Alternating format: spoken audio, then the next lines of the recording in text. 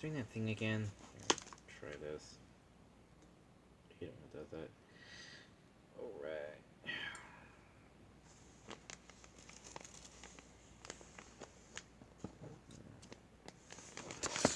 I did this or something.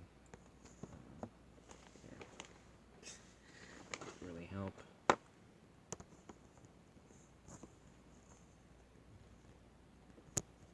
There. It kind of sort of helps.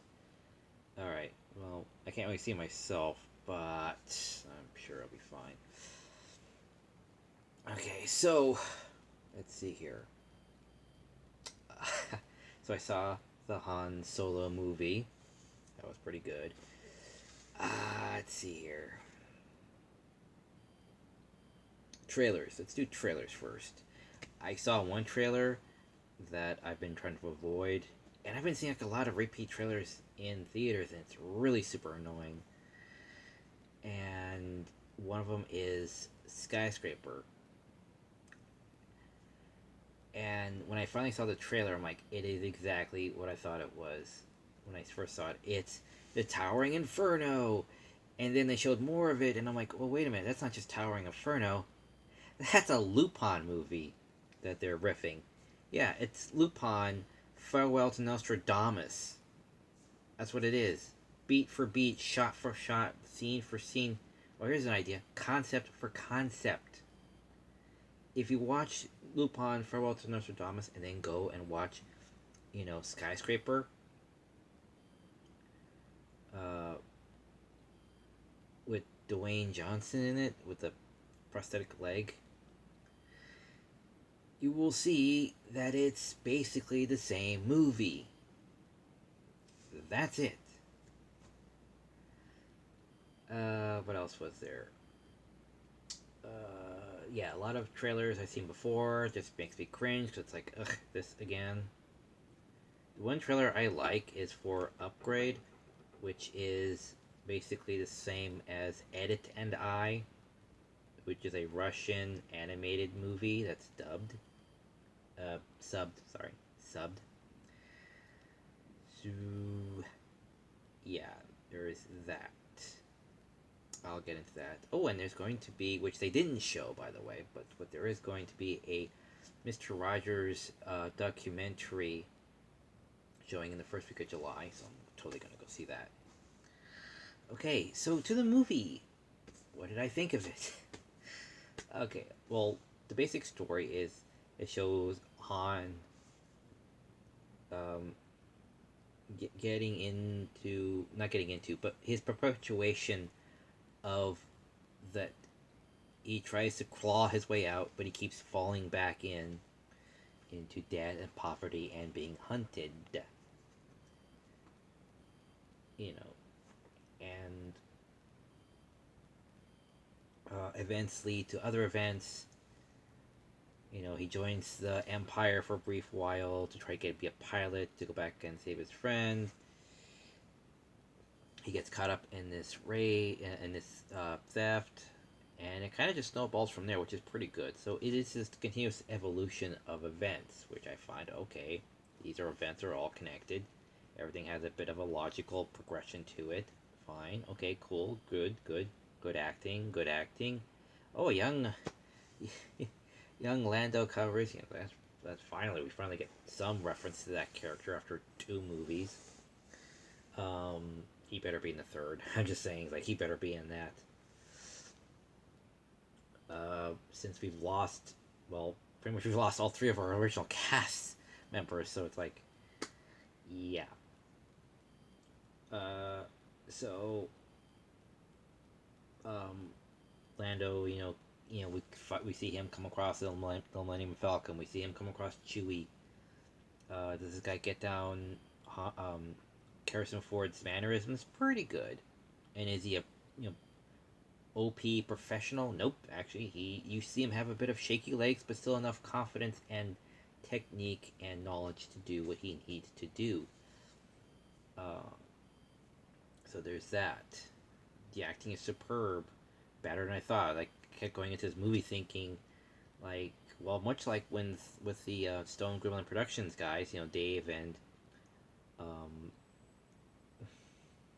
Dave and Brad, I agree with them the whole way that, yeah, I went into this thing with low expectations of kind of just, let's just see for myself if it's good or not, if it's just okay. Actually, yeah, this was pretty good. This wasn't like Rogue One. This wasn't like the past two Star Wars films where it's kind of like meh to okay. This was actually still pretty good. And then okay, this is probably going to confuse a lot of people because not everyone watches all the different properties of Star Wars. Okay, there is a TV show on Disney Channel. It's called Star Wars Rebels. This is pretty much after the events of the Clone Wars, about a good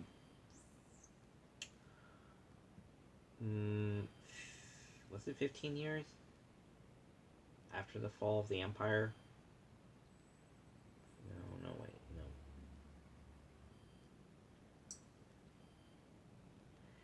It's kind of screwy, ain't it? Because it's supposed to be the end of the Clone Wars movie, in the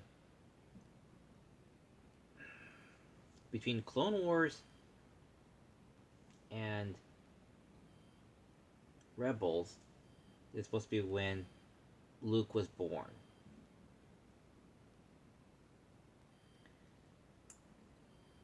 So when Rebels comes about, it's supposed to be the events just before um, New Hope. And so when in this past fourth season, Darth Maul shows up and he does all this stuff, and then, spoiler alert, he gets killed off.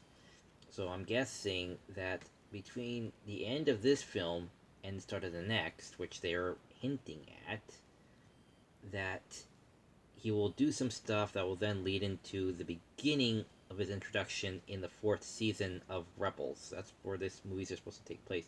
It's still before A New Hope, and so near the tail end of the Rebels storyline.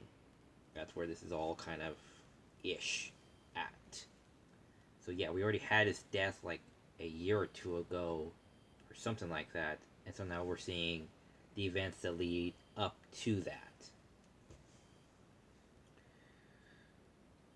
Which is still like kind of awesome because he's just like, Darth Maul. It's like, hey, it's like, wait, what?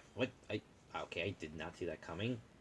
Curious what they're gonna do with him, but they only have like one more shot to do with him before introducing him into the Rebel storyline because there's only so much time before A New Hope starts. So yeah, um,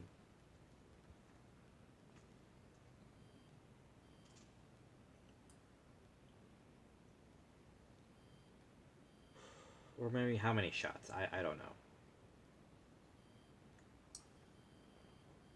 Again, there's no established time, which is one of the things that I didn't like when the movie started. Was there was no real established time. It just said there's this time of strife for these homeless people and entanglement for this and that. So I knew it wasn't the Empire. So this was definitely after Clone Wars.